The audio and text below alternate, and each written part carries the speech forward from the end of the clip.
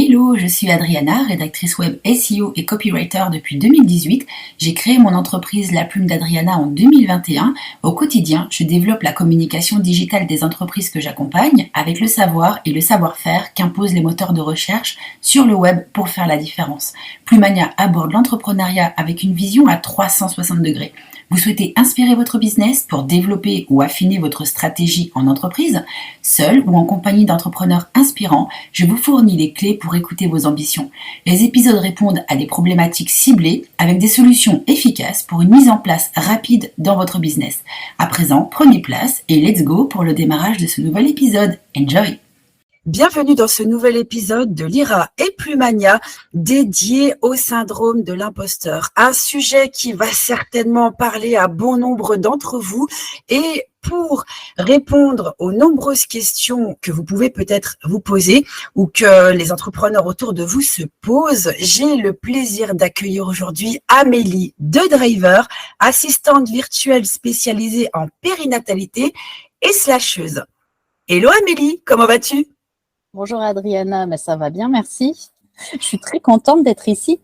Le plaisir est partagé. Je suis heureuse que tu te sois joint à nous aujourd'hui pour aborder une thématique qui est pas simple à gérer quand on se lance dans l'entrepreneuriat et même au fil de son parcours entrepreneurial.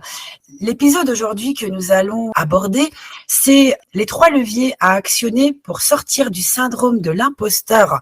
Oui, c'est un grand sujet, le syndrome de l'imposteur. Est-ce qu'il nous quitte un jour, ce syndrome? Ça, c'est une grande question déjà. On va tenter de voir si on peut apporter une réponse à ce sujet précisément. Avant de rentrer dans le vif du sujet, est-ce que tu peux nous parler de toi? Peux-tu te présenter en quelques mots? Oui, donc comme on l'a dit, je m'appelle Amélie de Driver, je suis assistante virtuelle, je m'adresse essentiellement aux professionnels de la périnatalité et de la parentalité pour les aider à créer, lancer leur propre podcast, mais je fais aussi d'autres tâches d'assistanat. Je suis slasheuse. Alors slasheuse, c'est quoi? C'est quelqu'un qui va avoir de multiples activités, des passions différentes et qui a besoin de plusieurs choses pour pouvoir s'épanouir pleinement. Donc en parallèle de l'assistanat virtuel, je suis aussi maquilleuse pour enfants et je transpose les techniques de maquillage pour enfants en belly painting, donc c'est le maquillage du ventre des futures mamans. J'aime beaucoup transmettre et donc je transmets les connaissances de face painting, de maquillage pour enfants à des doulas, des accompagnantes périnatales pour qu'elles puissent elles-mêmes créer des belly paintings. Et dès que j'ai l'occasion de découvrir de nouvelles choses et d'explorer de nouveaux univers, j'y vais. C'est passionnant Amélie et je reviens sur le terme slasheuse. Je t'avouerai que c'est suite à ta rencontre que j'ai découvert ce terme qui était pour moi totalement inconnu. Est-ce qu'on pourrait considérer qu'être slasher ou slasheuse aujourd'hui, c'est être multipotentiel ? Il y a des nuances à apporter, je pense, mais je suis pas une spécialiste de la multipotentialité ou du slash. Multipotentiel, c'est vraiment la capacité à s'intéresser à de nombreux sujets. Parfois, on s'ennuie très vite parce qu'en fait, on a fait le tour du sujet et puis on a envie de passer à autre chose. Et donc, ça fait partie de ce profil-là.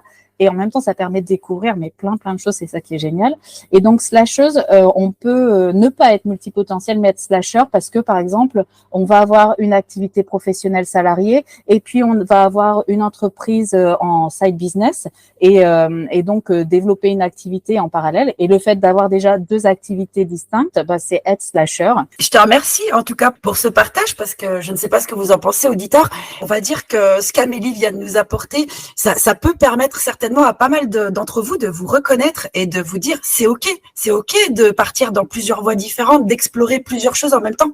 Ouais, c'est possible. Après, c'est vrai que c'est une gymnastique et ça nécessite de s'autodiscipliner parce que justement, il faut pas que ça parte trop dans tous les sens. Il faut réussir à trouver un fil conducteur et ne pas s'épuiser en allant dans de nombreuses directions. Pour certaines choses, il faut réussir à recentrer.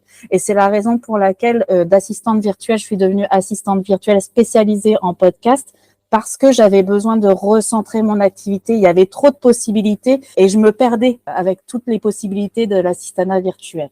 de ce que tu m'évoques, c'est savoir utiliser son énergie, quelque part presque en venant semer des graines d'énergie dans ses projets. C'est peut-être un moyen de pouvoir utiliser son énergie de façon efficace sur plusieurs projets en même temps, en la canalisant.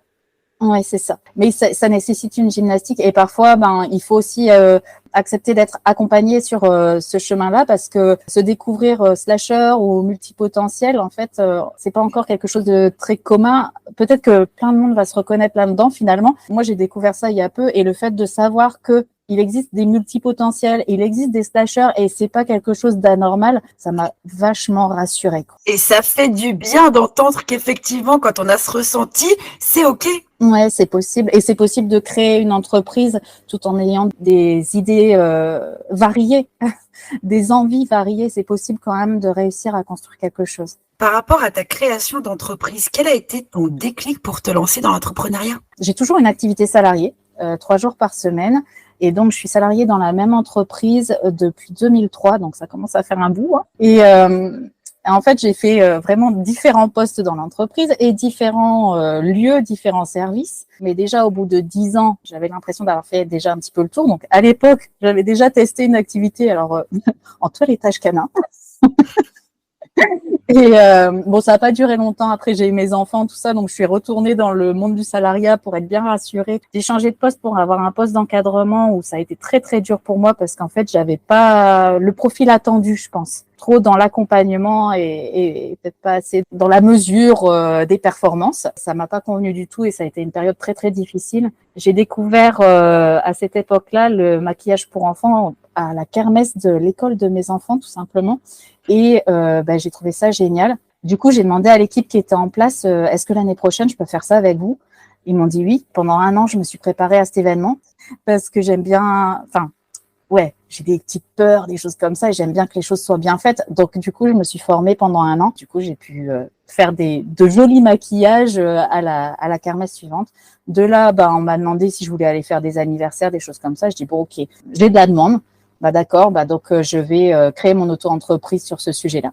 Un petit peu en dilettante, on va dire quoi, parce que ça me fait vraiment plaisir. C'est plus une passion quoi, et donc ça c'est mon fil conducteur. C'est quelque chose que j'ai jamais lâché. Mais j'avais du mal à me dire que j'allais pouvoir vivre de cette activité. Je commence à changer d'avis, mais ça c'est un autre sujet. Donc je me suis dit bon, ok, je laisse la porte ouverte aux opportunités. En parallèle, je m'étais beaucoup intéressée à tout ce qui était maternage par rapport aux enfants. J'avais appris beaucoup de choses.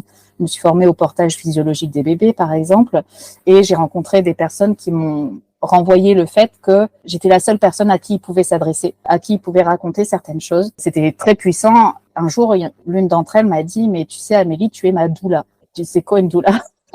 Je suis allée voir sur Internet. J'ai regardé la définition de doula ou accompagnante périnatale.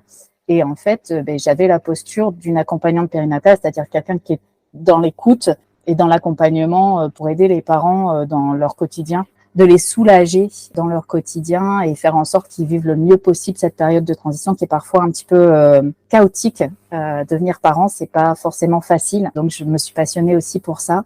J'ai suivi une formation d'accompagnante périnatale. J'ai développé pendant 2 ans, j'ai essayé de développer mon activité, mais je me suis un petit peu essoufflée. J'ai pas réussi à obtenir le résultat que j'en attendais. Et peut-être que il y a quelque chose au niveau du mental qui joue aussi sur la réussite. Oser se mettre en avant, oser parler de son activité, oser parler de soi. C'est pas quelque chose de très facile au départ. Alors peut-être ça s'entend pas là comme ça, mais c'est pas forcément ce qu'il y a de plus aisé pour moi au départ. Est-ce qu'à cette époque, Amélie, en regard de tout ce que tu viens de nous évoquer, durant justement tous ces retours positifs qu'on te partageait, est-ce que le syndrome de l'imposteur s'est manifesté? Oui, oui, mais il est là très très souvent le syndrome de l'imposteur. Je passe beaucoup de temps à me poser des questions sur ma légitimité, sur mes compétences, et finalement j'ai toujours des retours très positifs, mais sauf que il y a toujours cette petite voix là qui est derrière en train de te dire mais t'es sûr que tu vas y arriver? Est-ce que tu vas réussir, etc. Donc il y a eu ce moment où j'ai pas réussi à surmonter ça et où je me suis dit bon, ok, ne va pas t'épuiser, ne va pas te faire un burn-out avec ça. Laisse la porte ouverte. Si des accompagnements se présentent, c'est génial, tu les prends. Si ça se présente pas, c'est pas grave. Tu vas trouver autre chose parce que tu as besoin de faire autre chose que ton activité salariée. Et donc, j'ai réfléchi à ce que je pouvais utiliser, ce que j'avais développé comme compétences dans mes différents business et que je pouvais utiliser et mettre au service d'autres personnes. Et pour boucler avec la périnatalité, je me suis dit, je vais travailler avec des acteurs de la périnatalité, avec des accompagnantes, avec des doulas, parce que j'ai envie de les aider à ce qu'elles puissent vraiment percer dans leur business et donc leur apporter mon soutien. Ce sera ma contribution à l'accompagnement périnatal. Et c'est comme ça que j'ai décidé de devenir assistante virtuelle.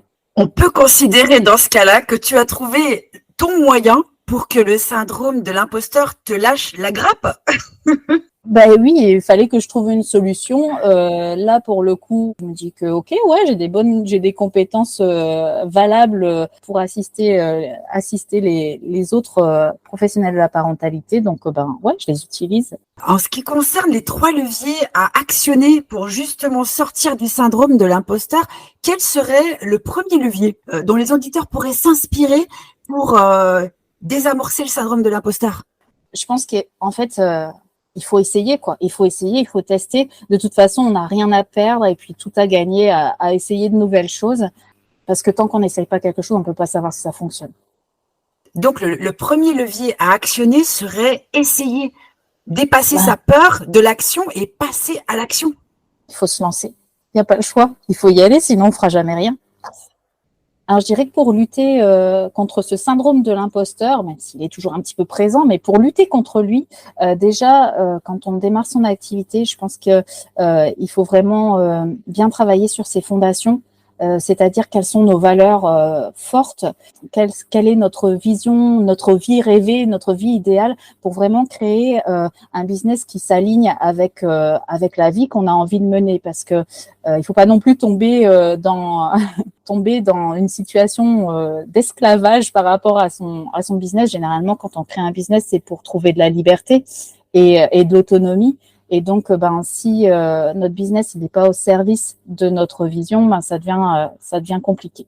Et quelles sont les valeurs fortes qui t'animent? Pour moi, les valeurs fortes, il y a le respect, il y a la transmission. Donc, j'adore animer des formations ou des ateliers pour transmettre certaines compétences. Il y a la découverte également, pouvoir apprendre pour pouvoir transmettre justement encore plus. Et en valeur forte, il y a la créativité. Je le retrouve et dans le lancement et la gestion de podcast et dans le maquillage pour enfants ou la transmission du maquillage pour les belly painting. C'est beau ce que tu nous partages, Amélie. En somme, c'est le savoir-faire qui mène vers le faire savoir. Oh, dis donc, je n'aurais pas su mieux le dire. Et le deuxième levier? Pour ma part, j'ai besoin d'avoir du feedback, d'avoir des retours sur ce que je fais pour me rassurer. Bon, c'est aussi peut-être un petit besoin de reconnaissance, je le cache pas. Mais alors parfois ça peut être un peu piquant parce que on peut avoir peur du retour qu'on va avoir, mais en même temps c'est essentiel pour pouvoir retravailler une offre ou un service qu'on veut proposer. Si on ne sait pas ce que les gens en pensent, si on ne sait pas s'ils sont satisfaits, on ne peut pas avancer. Et le fait d'avoir du feedback, en général, finalement, c'est plutôt positif. Donc, le syndrome de l'imposteur, il peut s'éloigner un petit peu, quoi. Effectivement, et si je peux me permettre de glisser un petit point, c'est que en général, ce qui est important dans l'entrepreneuriat, c'est d'accepter, en tout cas c'est ce que j'applique pour moi, c'est l'acceptation de la critique positive, c'est-à-dire qu'à partir du moment où il peut y avoir un point qui ne fonctionne pas, quelque chose à améliorer, c'est ok. Justement, c'est ce qui permet de tirer des leçons de l'expérience pour ne pas reproduire certaines choses et s'améliorer au fil du temps. Qu'est-ce que tu en penses?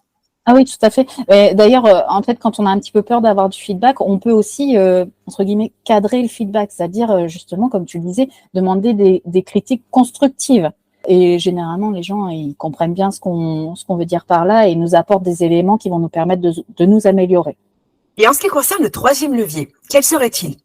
Je dirais qu'il faut être bien accompagné parce que on est souvent enfin voilà, on est pour beaucoup des solopreneurs. Enfin, je pense que les personnes qui vont écouter ici ce podcast sont principalement des solopreneurs. On a très vite la sensation d'être isolé et donc être bien accompagné et savoir qu'on n'est pas seul, c'est vraiment important. Et donc, je dirais qu'il existe l'IRA. Et l'IRA, c'est vraiment un moyen de ne pas se sentir seul dans son business, de créer du réseau et puis d'avancer avec d'autres entrepreneurs. Je suis totalement d'accord avec toi. Et l'IRA a un champ d'action d'une puissance extrêmement constructive et positive pour les entrepreneurs et les entrepreneuses qui rejoignent la synergie de l'IRA. Ouais.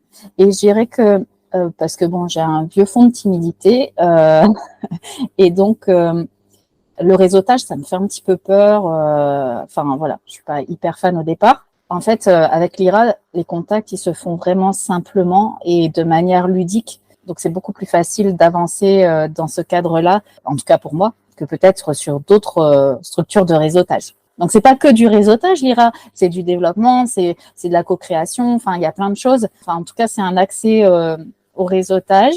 Et ça permet de dédramatiser peut-être aussi le réseautage si c'est quelque chose qui nous fait peur. Là, tu me tends une perche que je vais saisir. Je peux être en train de me faire penser à une publicité super connue dont je ne citerai pas le nom, c'est « Venez comme vous êtes ». Aucune publicité du coup, mais oui, en fait, tu as mis le doigt sur un mot qui ressort beaucoup dans le partenariat avec l'IRA, c'est la co-créativité, et c'est ce que je trouve particulièrement vertueux de la part de l'IRA, c'est de tendre la main quelque part aux entrepreneurs qui rejoignent l'IRA pour qu'ils puissent s'exprimer, pour qu'ils puissent faire émerger leur créativité, laisser libre cours à leur créativité avec bienveillance, c'est-à-dire qu'en fait, il y a un cadre qui rassure, il y a un cadre qui porte aussi, et il y a un cadre qui donne confiance en soi. La confiance en soi est souvent une thématique qui freine les entrepreneurs et les entrepreneuses dans le développement de leurs actions, et c'est tellement dommage de passer peut-être à côté d'opportunités parce qu'on se dit est-ce que je vais y arriver, et qu'est-ce qui pourrait faire que vous n'y arriveriez pas? Qu'est-ce qui vous empêche d'agir? Qu'est-ce qui vous empêche de passer à l'action si le moteur dans votre activité, c'est vous? C'est vraiment une chance de pouvoir accéder à ce dispositif. Les gars, allez-y, quoi. Rejoignez-nous. Pour aller encore plus loin, quel est le conseil que tu donnerais justement à un entrepreneur ou à une entrepreneuse qui souhaite se lancer dans l'entrepreneuriat, donc au-delà de ce que tu viens de nous partager, ou le conseil également que tu pourrais partager aux entrepreneurs qui souhaitent développer leur activité aujourd'hui?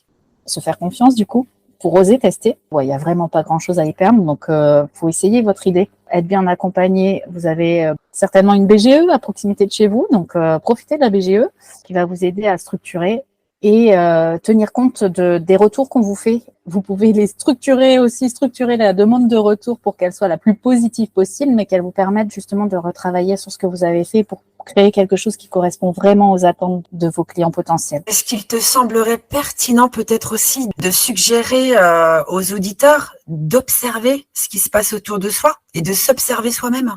Moi, ce qui me semble pertinent, c'est de laisser la porte ouverte aux opportunités. En fait. Ouvrir ses chakras. Ouais.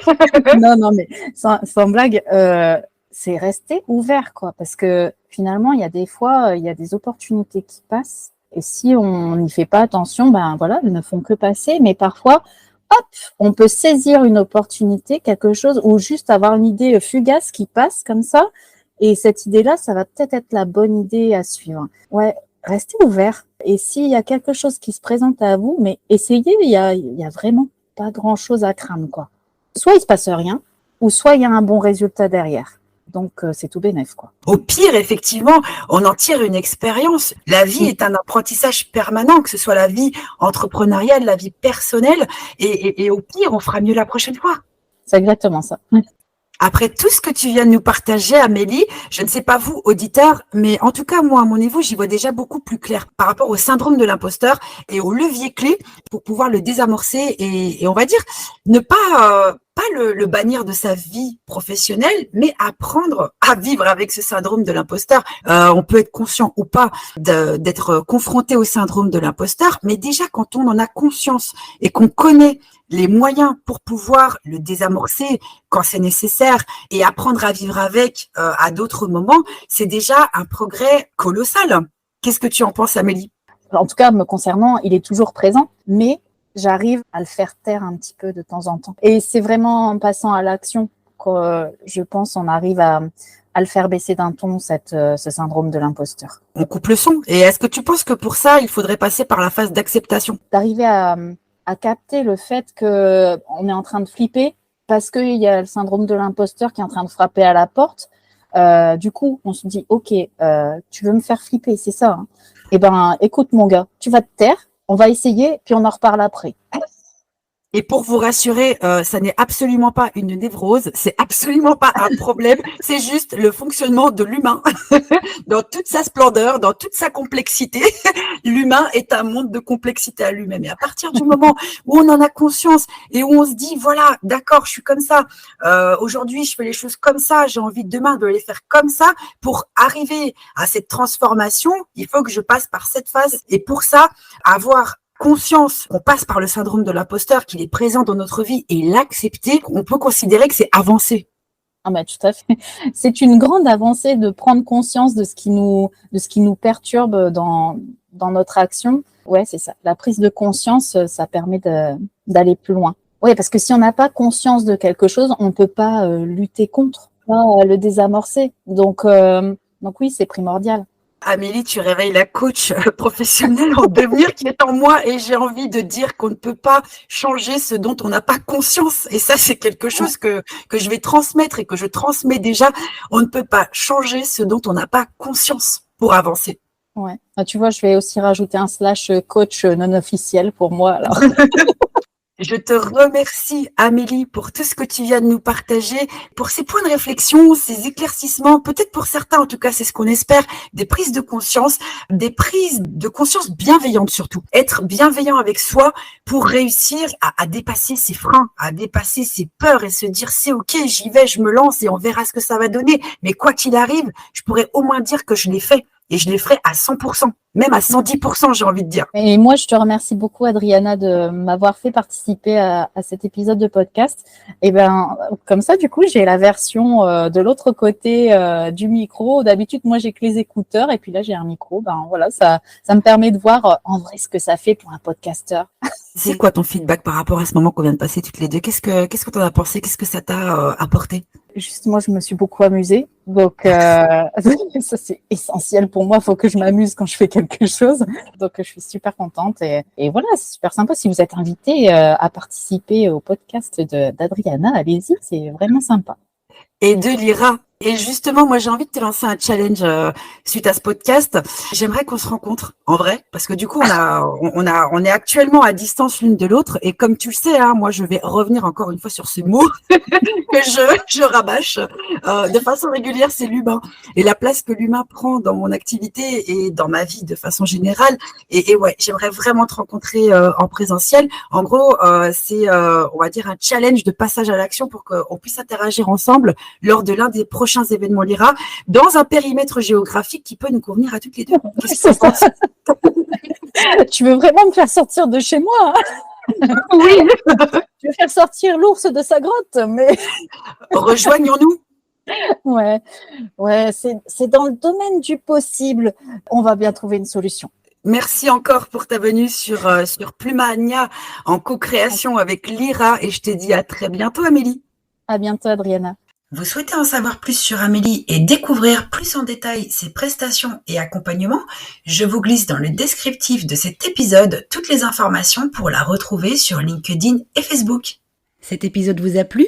Votre avis est le bienvenu sur votre chaîne d'écoute favorite. Pour être informé de la sortie des prochains épisodes, il suffit de vous abonner à Plumania.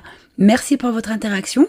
Où que vous soyez et quoi que vous fassiez, je vous souhaite une très belle journée ou soirée. À très bientôt.